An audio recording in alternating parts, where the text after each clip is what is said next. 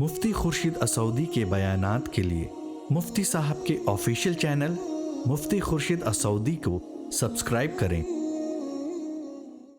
الحمد للہ وکفا وسلام علی عباده الذین اصطفى اما بعد فاعوذ باللہ من الشیطان الرجیم بسم اللہ الرحمن الرحیم کما ارسلنا فیکم رسولا منکم یتلو علیکم آیاتنا ویزکیکم ویعلمکم الکتاب والحکمہ ویعلمکم ما لم تکونوا تعلمون فاذکرونی اذکرکم واشکروا لی ولا تکفرون یا ایہا الذین آمنوا استعینوا بالصبر والصلاة ان اللہ مع الصابرین ولا تقولوا لمن يقتل في سبيل الله اموات بل احیاء ولكن لا تشعرون ولنبلونکم بشیء من الخوف والجوع ونقص من الاموال والانفس والثمرات وبشر الصابرین الذین اذا اصابتهم مصیبہ قالوا انا للہ وانا الیہ راجعون اولئک علیہم صلوات من ربہم ورحمہ واولئک هم المہتدون۔ صدق اللہ العظیم۔ اللہم صلی علی سیدنا محمد وعلی آل سیدنا محمد وبارک وسلم۔ اللہم صلی علی سیدنا محمد وعلی آل سیدنا محمد وبارک وسلم۔ اللہم صلی علی سیدنا محمد وعلی آل سیدنا محمد وبارک وسلم۔ میرے محترم بزرگوں، دوستوں، بھائیوں، نوجوانوں، اس دنیا میں جس طرح اللہ رب العزت نے ہر انسان کو ہمیشہ کے لیے پیدا نہیں کیا اور انسان کی انفرادی زندگی ایک حالت پر برقرار نہیں رہتی ہے۔ وہ بچہ ہوتا ہے، بیمار ہوتا ہے، صحت مند ہوتا ہے، پھر وہ جوان ہوتا ہے، اس حالت میں بھی تنگ دست بھی رہتا ہے، بعض مرتبہ خوشحال بھی رہتا ہے، پھر بوڑھا ہو جاتا ہے۔ تو جس طرح انسان کی مختلف مرحلے، مختلف شکلیں بدلتی رہتی ہیں، ہر دن، ہر سال، ہر لمحے کچھ نہ کچھ تبدیلیاں ہوتی رہتی ہے، یہاں تک کہ انسان فنا کے گھاٹ اتر جاتا ہے، پھر دنیا اسے پہچانتی بھی نہیں ہے کہ کوئی آیا تھا اور کوئی گیا۔ تو اسی طرح جس طرح انفرادی زندگی میں اللہ رب العزت نے انقلاب رکھا ہے، اور اس انقلاب کا تعلق میرے اور آپ کے محنت اور جد و جہد سے نہیں ہے۔ انسان جتنی بھی محنت کر لے، جتنی بھی اچھی غذا کھا لے، جتنے بھی اچھے احتیاط سے رہ لے، بہرحال بچہ بڑھے گا، اور جوان جتنی عمدہ غذا کیوں نہ استعمال کر لے، بہرحال وہ ایک دن بوڑھا ضرور ہوگا، بیماری اسے لگے گی۔ ہاں، جب انسان احتیاط کر لیتا ہے تو پریشان کم رہتا ہے، بد احتیاطی کی وجہ سے پریشانی زیادہ ہوتی ہے، صحت جلدی خراب ہوتی ہے، بڑھاپا جلدی آ جاتا ہے، لیکن جلد یا بدیر، طاقت کے ساتھ یا طاقت کے گھٹاؤ کے ساتھ بہرحال بڑھاپا تو آ ہی جاتا ہے نا۔ بچہ تو جوان ہو ہی جاتا ہے، جوان ادھیڑ ہو ہی جاتا ہے، اور ادھیڑ بوڑھا ہو ہی جاتا ہے۔ تو اس کو روکنے میں انسان کا کوئی عمل اور دخل نہیں ہے۔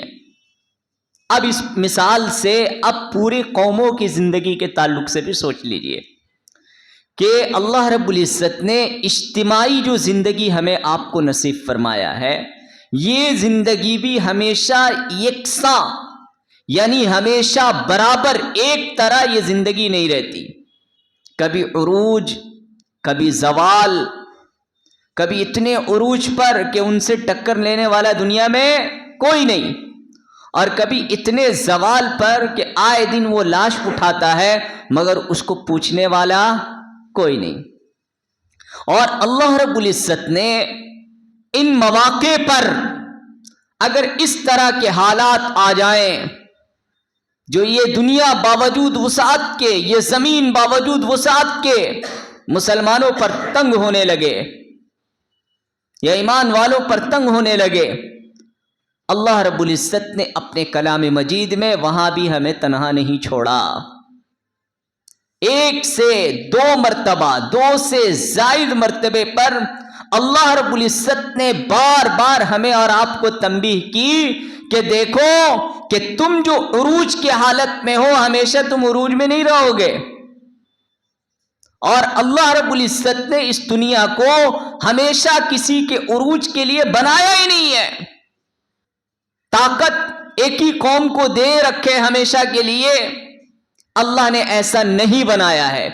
جس طرح اللہ رب العزت نے نہ ایمان والے کو ہمیشہ رہنے کے لیے پیدا کیا اور نہ غیر ایمان والے کو ہمیشہ رہنے کے لیے پیدا کیا۔ ہر کوئی بوڑھا ہوگا، ہر کوئی مرے گا، ہر بچہ جوان ہوگا، چاہے جس قوم، جس برادری، جس مذہب یا جس علاقے سے وہ تعلق رکھتا ہو۔ تو اسی طرح اللہ رب العزت نے اس دنیا کے سسٹم کو بنایا کہ اس دنیا میں ہر کوئی ایک وقت ترقی کرے گا، ہر کوئی نیچے گرے گا۔ تو اللہ رب العزت نے مجھے اور آپ کو یہ ترکیب بتائی ہے کہ اگر تم نیچے ہو، زوال میں ہو، جیسے کہ ابھی کے حالات ہیں، دن بدن مسلمانوں پر حالات تنگ سے تنگ ہوتے چلے جا رہے ہیں، ان کا کوئی پرسان حال نہیں، آئے دن پارلیمنٹ میں نئی نئی قوانین ان کے خلاف بن رہی ہے، یا ہر وہ قوانین بن رہے ہیں کس کو مد نظر رکھتے ہوئے؟ مسلمانوں کو فرسٹ ٹارگٹ کو لینے کے لیے۔ ان کے مساجد خطرے میں، ان کے مدارس کے تعلق سے پارلیمنٹ میں اور عدالتوں میں گھنٹوں بحثیں ہو رہی ہے کہ ان کو ختم کیا جائے۔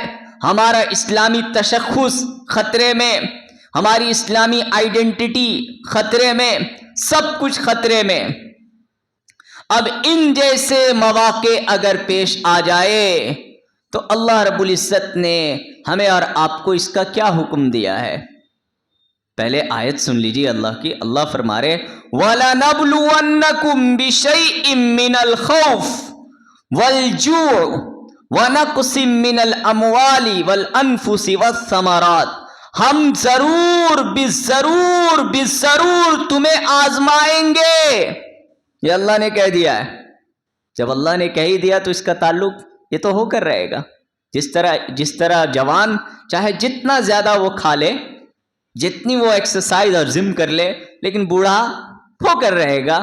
تو اللہ رب العزت کہتے ہیں کہ تم پر زوال آ کر رہے گا، تم پر زوال آ کر رہے گا، ہم تمہیں آزمائیں گے، کبھی دولت دے کر، کبھی حکومت دے کر، کبھی اقتدار دے کر، کبھی منصب دے کر، تو کبھی ہم تمہیں آزمائیں گے۔ وَلَنَبْلُوَنَّكُمْ بِشَيْءٍ مِّنَ الْخَوْفِ، تم پر خوف کو مسلط کر کے کہ باہر نکلیں گے تو نہ جانے کون درندہ ہمیں اچک لے، کون سی بھیڑ آئے اور پک کر ہماری جان نکال دے، یا کوئی پولیس کے شکنجے میں آ جائے، وہ اریسٹ کر کے ہمیں جیل میں ڈال دے۔ خوف کا ماحول تھوڑا بہت ہے کہ نہیں؟ اس سے بھی زیادہ آئیں گے۔ اور ہر مصیبت کی ایک انتہا ہوتی ہے، بولا نا، کوئی چیز جو ہے ہمیشہ رہنے کے لیے نہیں آئی ہے۔ تو اسی طرح اس دنیا میں ہر چیز کی اللہ رب العزت نے ایک لمٹ طے کیا ہے۔ اگر خوف آیا تو اس کی بھی ایک لمٹ ہے۔ آپ جتنا سر توڑ کر لے، خوف بڑھتا رہے گا، مگر آپ جتنا زیادہ ڈر جائیں، وہ خوف ایک دن آپ کے پاس سے نکال لیا جائے گا، خوف ایک دن ختم ہو جائے گا۔ اس دنیا کے سسٹم کو اللہ، جب انسان سسٹم کو سمجھ لیتا ہے، خدائی نظام کو سمجھ لیتا ہے، تو اسے تسلی ہو جاتی ہے۔ اسے کیا ہو جاتی ہے؟ تسلی ہو جاتی ہے۔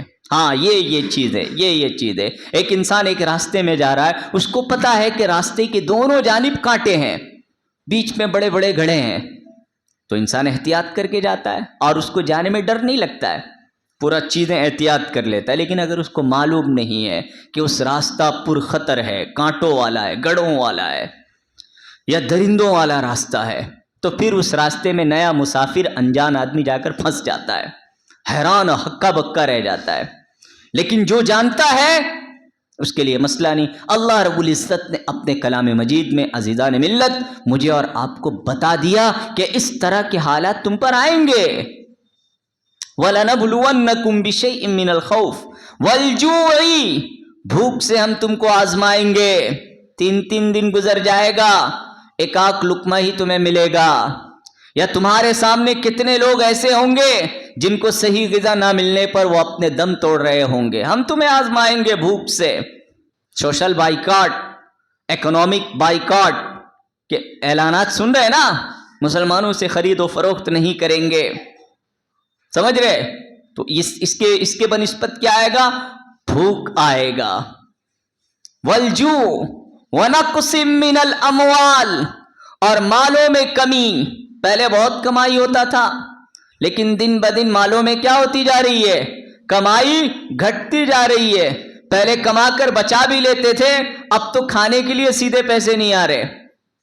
پہلے روز گوشت کھاتے تھے، اب سبزی کھانے کے لیے بڑی مشکل سے جو ہے کمانے کے بعد سبزی کھانے کے پیسے آ رہے ہیں.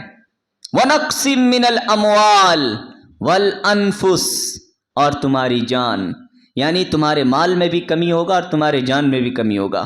بہت پہلے جن سنکھیا 1 لاکھ لوگوں کی تھی، اب اس کے اندر لگ بھگ 20,000 لوگ مار دیے گئے، مر گئے.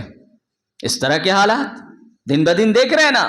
مسلمانوں کے مال میں بھی کمی آتی جا رہی، ان کے جانوں میں بھی کمی آتی جا رہی. والثمرات، اور تمہارے نتیجے. ثمرات مانے پھل، پھل نہیں ہے، پھل مانے نتیجہ، یعنی تم جو کوشش کرو گے اس کا الٹا نتیجہ نکلے گا. تم جتنا سر توڑ کر لو گے، جتنی جد و جہد کر لو گے، مگر اس کا نتیجہ 0 نکلے گا. اس میں کمی نظر آئے گی، اچھے دن نظر نہیں آئیں گے. دن بدن برے دن آتے رہیں گے. پھر اللہ رب العزت اتنے سارے حالات، خوف، بھوک، مال میں کمی، جانوں کی ضیاع، اور پھر جو اس کے بنسبت جو جد و جہد کر رہے، اس جد و جہد کا نتیجہ بھی الٹا. کیا کریں گے؟ اللہ کہہ رہے ہیں وَبَشِّرِ الصَّابِرِينَ، صبر کرنے والوں کے لیے خوشخبری ہے. صبر کرنے والوں کے لیے خوشخبری ہے. انہی موقعوں پر، انہی مسائل پر، انہی ماحول پر پھر اللہ رب العزت ایک ایسی قوم کو کھڑا کرتے ہیں جو قوم اس قوم کو اوج ثریا تک لے جاتی ہے. کیونکہ کھانا ٹھنڈے ماحول میں نہیں پکتا ہے. پکاتے ہیں کیا آپ کھانا ٹھنڈے ماحول میں؟ جو جتنا اعلیٰ درجے کا کھانا ہو اس کو اتنا زیادہ گرمی چاہیے. ارے ہے کہ نہیں؟ تو گرمی ماحول میں ایک دم ہائی تاپمان میں کھانا بنتا ہے، تب جا کر لوگ اسے کھاتے ہیں اور لوگوں کو صحت ملتی ہے.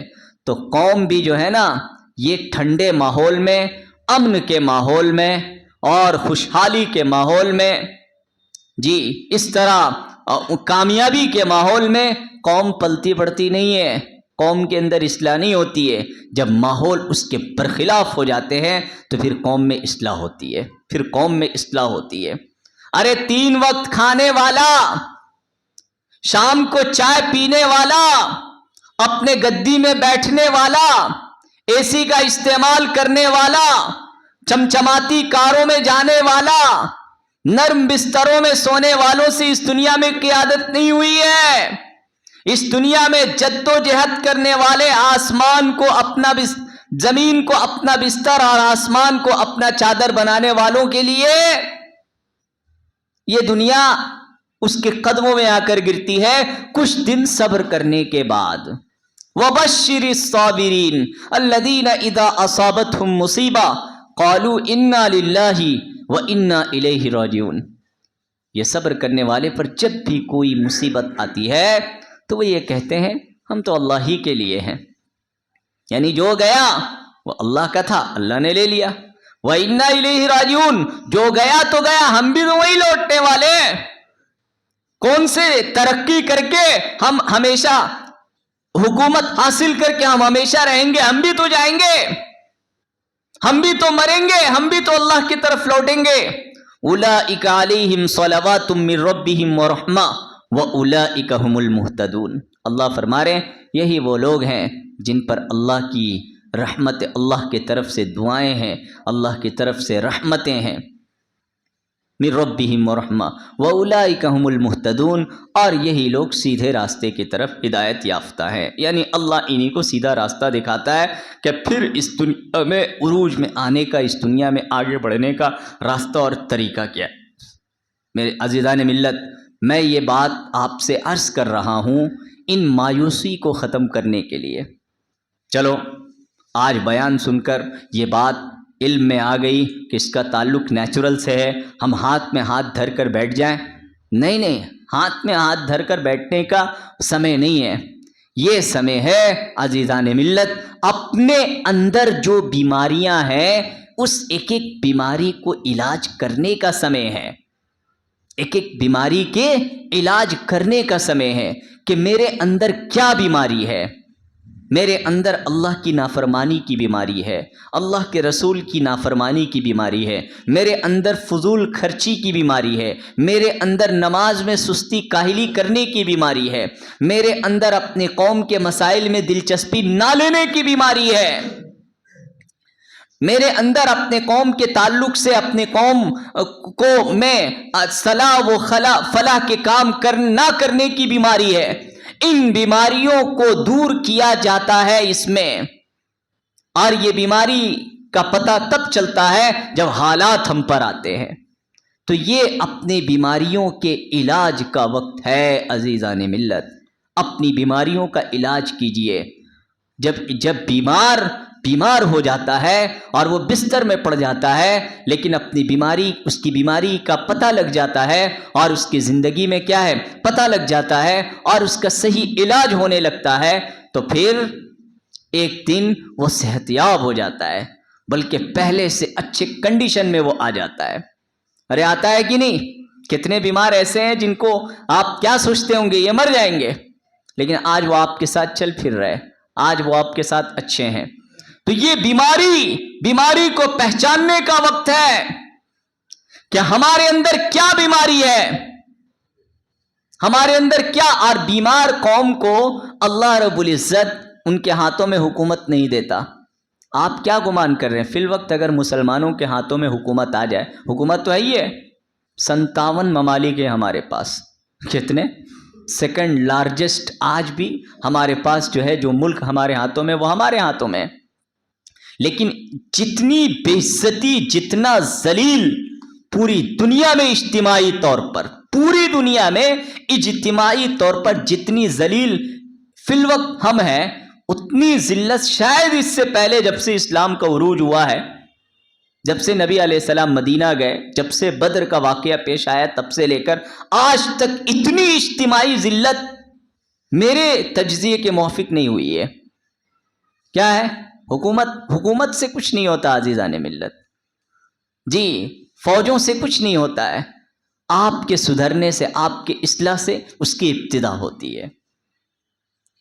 کیونکہ آپ جب اصلاح کر لیں گے، اپنی بیماری کا تشخص کر لیں گے، اپنی بیماریوں کا علاج کر لیں گے، جب گھر بنتا ہے تو اس سے خاندان بنتا ہے، جب خاندان بنتا ہے تو اس سے محلہ بنتا ہے، جب سماج بنتا ہے تو اچھی حکومتیں، اچھے لوگ ان پر حکومت کرتے ہیں۔ اس کا علاج کا یہی طریقہ ہے۔